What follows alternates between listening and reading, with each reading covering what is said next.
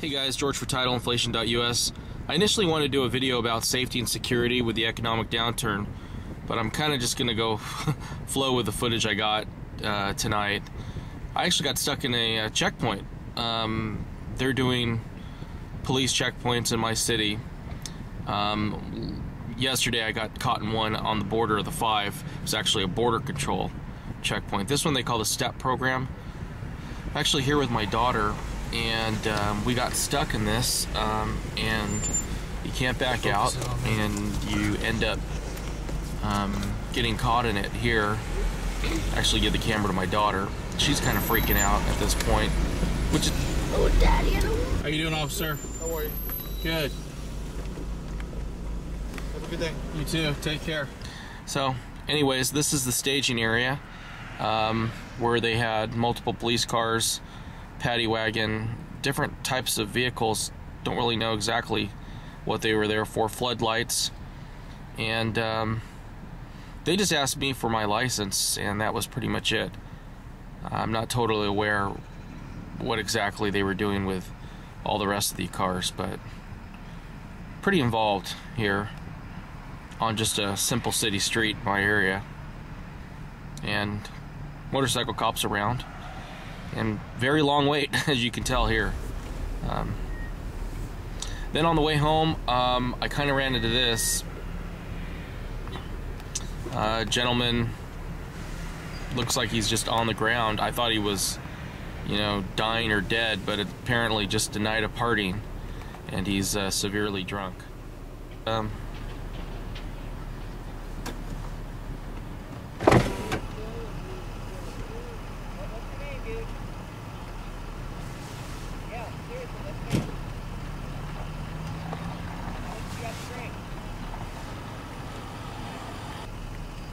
So that's one of the things I've been doing, as you know, I'm not working as much, and we've had, you know, property stolen out of our backyard, a couple break-ins along our neighborhood.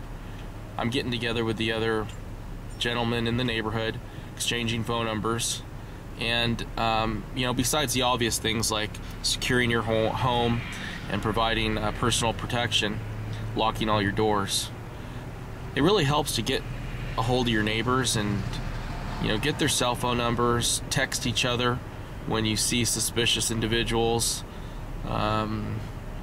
walking around the neighborhood. I mean, the goal is to really try to prevent something before it happens.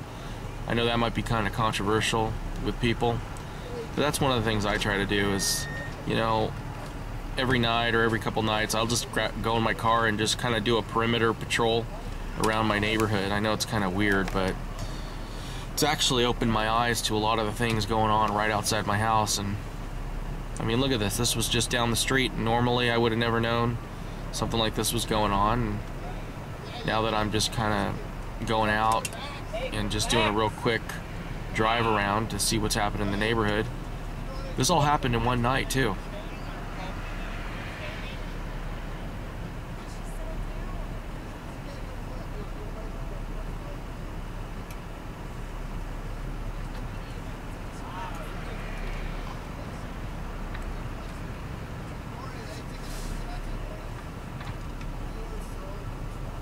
This guy here really starts to get out of control, and they eventually call the police and the fire department. So, you know, it's just interesting to see that one guy's party is another person's taxpayer expense, with multiple police officers, fire departments, the fire department and ambulance arriving on the scene to you know, help out this poor guy. So, you know, I caught this. It's, you know, this type of stuff happens all the time, but it's just interesting to just be aware of what's going on in your neighborhood.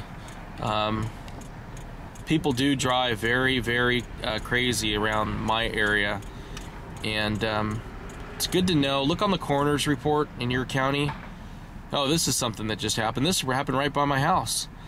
I just saw all this paper strewn over the street, and I went and took a look at it just to see what it was, and it was actually private information on parents and students from my kids' preschool. So there were behavioral reports, phone numbers, contact numbers, names of children, pictures of children, and behavior reports, personal information, social security information.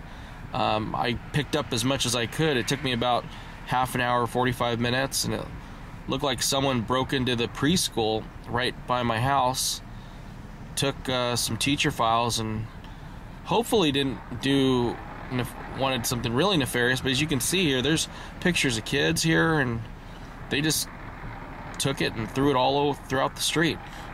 And I picked it all up, and gonna return it to the owner. I know her personally, and I'm sure she'll be pretty upset about this.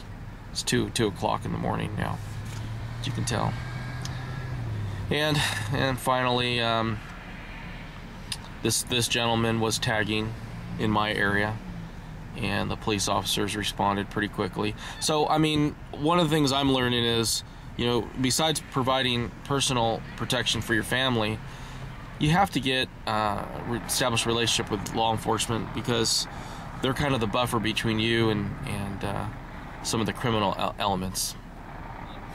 And that's the weird dichotomy I'm running into is, you know, at one point you want to be self-sufficient, you want to be, you know, be able to protect your family and secure your property yourself by working with your neighbors. But I'd be lying if I didn't say law enforcement has to be involved, anyways, at this particular point in time. You know, mine is an area that's a declining area as far as safety and security.